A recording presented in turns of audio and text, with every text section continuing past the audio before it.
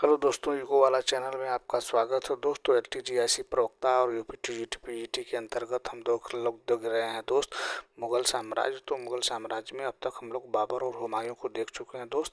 अब आइए देखते हैं शेरशाह सूरी। तो नेक्स्ट जो टॉपिक है दोस्त वो शेरशाह सूरी से संबंधित है। तो शेरशाह सूरी 1540 से 1545 ईस्वी तक शासन किया है दोस्त। तो आइए जान लेते हैं शेरशाह की प्रमुख विजय और शेरशाह का व्यक्तित्व और शेरशाह ने किस तरह से भारत में सूर्य वंश की स्थापना की। तो आइए देख लेते हैं। तो शेरशाह का जन्म 1472 ईस्वी में कानूनगो के अनुसार 1486 ईस्वी में वैजवाड़ा होशियारपुर नामक स्थान पर हसन की अफगान पत्नी के गर्भ से हुआ था। शेरशाह के बचपन का नाम फरीद था। उनका प्रारंभिक जीवन बड़ा ही कष्टपूर्वक व्यतीत हुआ। शेरशाह का पिता हसन खां जौनपुर के एक छोटे से जागीरदार था। दक्षिण बिहार के सूबेदार बहार खां लोहानी ने उसे एक शेर मारने के उपलक्ष्य में शेर खां की उपाधि दी तथा अपने पुत्र जलाल खां का संरक्षण नियुक्त किया। शेर खां ने चंदेरी के युद्ध में मुगलों की ओर से लड़ा और उसी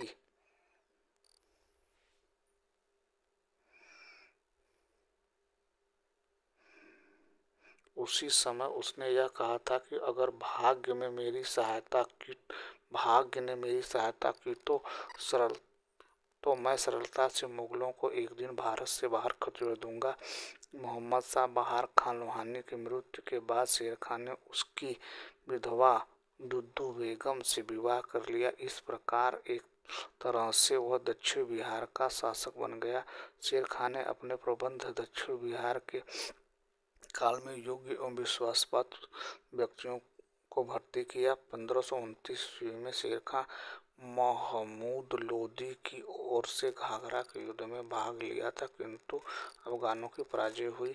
1529 में बंगाल के शासक नुसरत खां को पराजित करने के उपरांत शेर खां ने हजरते आला की उपाधि धारण की।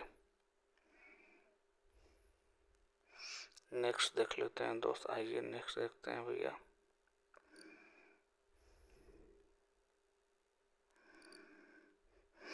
1530 ईस्वी में उसने चुनार के किलेदार ताज खां की विधवा लाडमालिका से विवाह करके न केवल चुनार की शक्तिशाली किले पर अधिकार कर लिया वरन बहुत अधिक संपत्ति भी प्राप्त कर ली। शेर खां को दोहरिया के युद्ध 1532 ईस्वी में मोहम्मद लोदी का साथ दिया था, परंतु वह कोई महत्वपूर्ण योगदान नहीं था।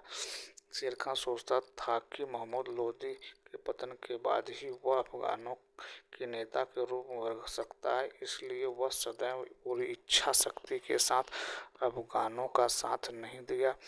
1534 ईस्वी में शेर खां सूरजगढ़ के युद्ध में बंगाल के अयोग्य शासक महमूद शाह को 13 लाख दिनार देने के लिए विवश किया। चौसा के युद्ध 1539 में हुमायूं को पराजित करने के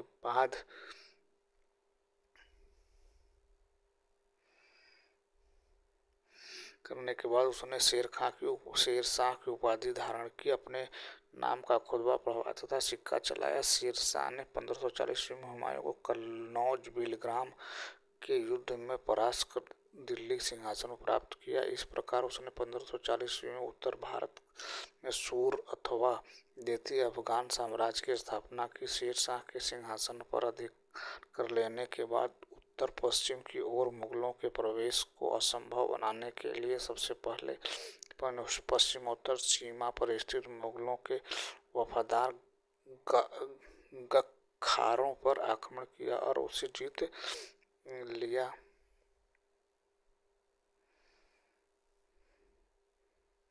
किंतु शेरशाह पूर्ण रूप से गख्खरों को न समाप्त कर सका और वे बाद तक शेरशाह का विरोध करते रहे। शेरशाह अपनी उत्तरी पश्चिमी सीमा की सुरक्षा के लिए वहां रोहतास गढ़ी नामक एक सुदृढ़ किला बनवाया और हैवात खां तथा खवास खां के नेतृत्व में शक्तिशाली सेना को नियुक्त किया। 1542 ईस्वी में शेरशाह ने मालवा पर आक्रमण कर उस पर अधिकार कर लिया।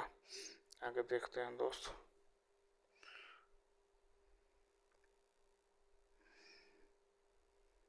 1543 1543 ईस्वी में शेर खान ने रायसीन पर आक्रमण कर वहां के राजपूत शासक पूरन मल को विश्वासघात करके मार डाला। इस आक्रमण के दौरान स्त्रियों ने जौहर किया। रायसीन की घटना शेरशाह के चरित्र पर एक कलंक माना जाता है, क्योंकि उसने धोखे से अनेक राजपूत स्त्री बच्चों को मौत के घाट उतार दिया।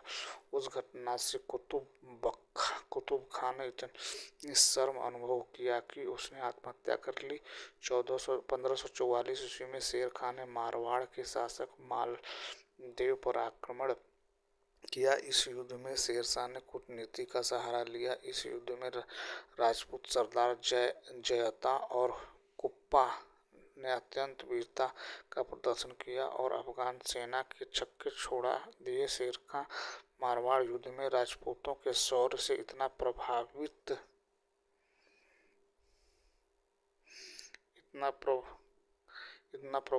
हुआ कि उसने कहा, मैं मुट्ठी भर बाजरे के लिए लगभग हिंदुस्तान का साम्राज्य खो चुका था। 1545 ईस्वी में शेर खान ने कालिंजर पर अपना अंतिम आक्रमण किया, जिसका शासक कीरत सिंह था। कहा जाता है कि शेर शाह ने कीरत सिंह की एक नाचने गाने वाली दासी को हथियाना चाहता था, जिसे कीरत सिंह ने देने से इनकार कर दिया था। इसके अतिरिक्त कीरत सिंह ने रीवा के राजा बीरमाल बघेल को शरण दिया था। इस अभियान के दौरान जब वह उक्ता नामक आग्नेयास्त्र चला रहा था, उसी दौरान किले की दीवार से गोला आकर पास रखे बारूद के ढेर पर गिरा और उसमें आग लग जाने से उसकी मृत्यु हो गई। देखते हैं दोस्त आगे। शेर शाह ने मारवाड़ को छोड़कर अन्य राजपूत राजाओं को उसके राज्य से वंचित कर दिया, वरन उन्हें अधीनता स्वीकार करने के उसके राज्य वापस कर दिए। शेर शाह ने बंगाल जैसे दूरस्थ एवं धनी सूबे को विद्रोह का आशंका को समाप्त करने के लिए संपूर्ण बंगाल को सरकारों में बांटकर प्रत्येक को एक सिकदार के नियंत्रण में दे दिया। सिकदारों की देखभाल के लिए एक असैनिक अधिकारी अमीर-ए-बंगला अथवा अमीर-ए-बंगाल को नियुक्त किया और सबसे पहले यह पद काजी फजीलात नामक व्यक्ति को दिया गया। आगे देख लेते हैं दोस्त। आइए देख लेते हैं शेर शाह के प्रशासनिक व्यवस्था के बारे में देख लेते हैं दोस्त। तो शेर शाह एक व्यवस्था सुधारक के रूप में जाना जाता है, व्यवस्था प्रवर्तक के रूप में नहीं। साम्राज्य निर्माता एवं प्रशासक के रूप में उसे अकबर का पूर्वगामी माना जाता है। तो ये मोस्ट इम्पोर्टेंट टॉपिक है, कब एग्जाम में पूछा जाता है अकबर का पूर्वगामी कौन है, तो भैया ये है शेरशाह सूर्य। आइए केंद्रीय प्रशासन के बारे में देख लेते हैं। शेरशाह को केंद्रीय प्रशासन किस तरह की थी दोस्तों। शेर शाह का केंद्रीय प्रशासन तंत्र केंद्रीकृत था। शासन का प्रधान था। संपूर्ण शक्तियाँ उसी में केंद्रित था। शासन को सुचारू रूप से संचालित करने के लिए निश्चित ही मंत्रियों को नियुक्त किया गया था, किंतु वे मुगलकालीन स्त्रियों की तरह विस्तृत अधिकार संपन्न नहीं होते थे। मंत्री स्वयं निर्णय नहीं लेते थे, बल्कि केवल आदेशों का ही पालन करते थे। इस प्रकार यह एक तरह से सरकारी कर्मचारियों के रूप में थे। देख लेते हैं भैया। आइए कुछ मंत्रियों के बारे में देख लेते हैं कि इस तरह कौन सा मंत्री किस विभाग से रिलेटेड। तो दोस्तों आइए देख लेते हैं भैया। तो मंत्री शेर शाह ने सल्तनतकालीन व्यवस्था के आधार पर 4 विभागों की व्यवस्था की थी। दीवाने वजारत, यह लगान और अर्थव्यवस्था का प्रधान था। राज्य के आय व्यय की देखभाल करना तथा अन्य मंत्रियों के कार्यों की देखभाल करना उसका दायित्व था। अगला मंत्री दीवाने आरिज, यह सेना के संगठन, भर्ती, रसद, शिक्षा और नियंत्रण की देखभाल करता था, परंतु यह न तो सेनापति और न ही सैनिक की भर्ती करता था। वह सारा दायित्व शेर शाह स्वयं पूरा करता था। अगला दोस्त तीसरा दीवाने रसालत, यह विदेश मंत्री की भांति कार्य करता था। अन्य राज्यों से पत्र व्यवहार और उनसे संपर्क रखना इसका प्रमुख उत्तरदायित्व था। यह कभी कभी राज्य की ओर से दिए जाने वाले दान की देखभाल भी करता था।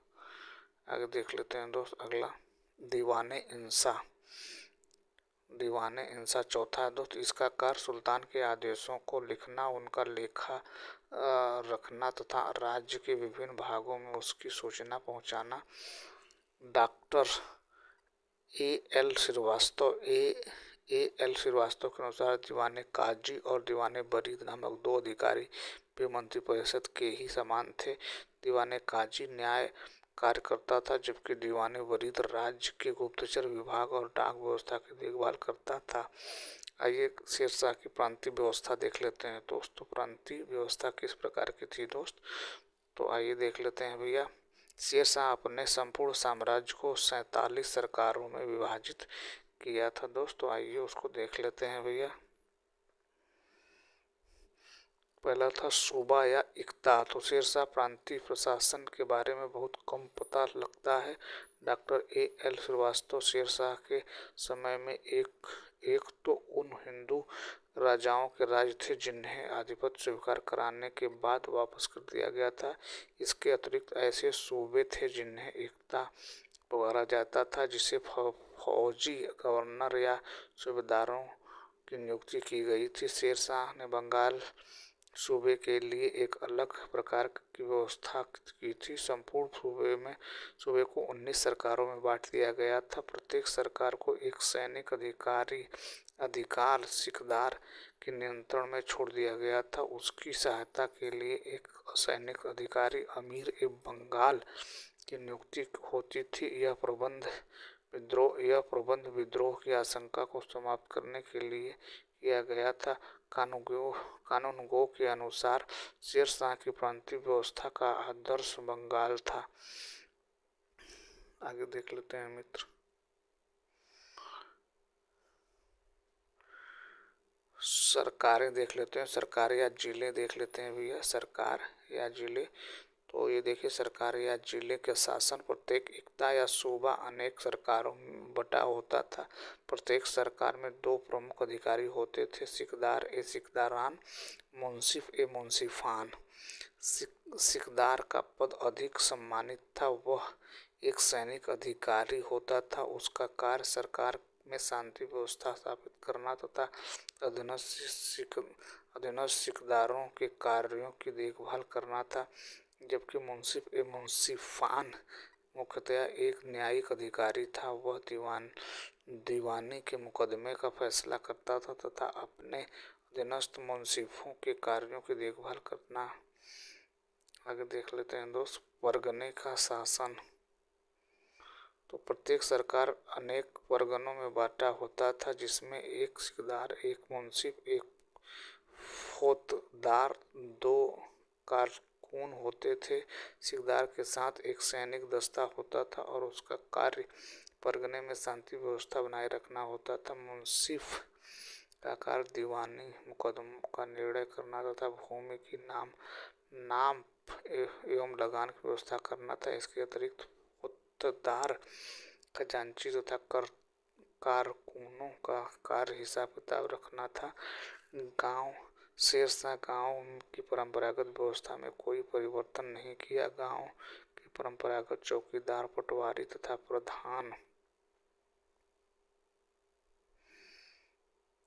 प्रधान को सरकार स्वीकार करती थी। ग्राम पंचायत ही गांव की सुरक्षा, शिक्षा और सफाई आदि का प्रबंध करती थी। तो ये रहा दोस्त आज के महत्वपूर्ण टॉपिक शेरशाह सूरी। कल फिर शेरशाह सूरी से पार्ट 2 देखेंगे। इसमें उसकी प्रांतीय और भौमिक और भूमि माप की इकाइयों के संदर्भ में कुछ शेष टॉपिक बचा हुआ, तो कल देखेंगे। तो रहा दोस्त आज का वीडियो। हमारा प्रयास ठीक लगे तो हमारे चैनल को सब्सक्राइब करें, अपने दोस्तों को शेयर करें। Thank you so much watching this video.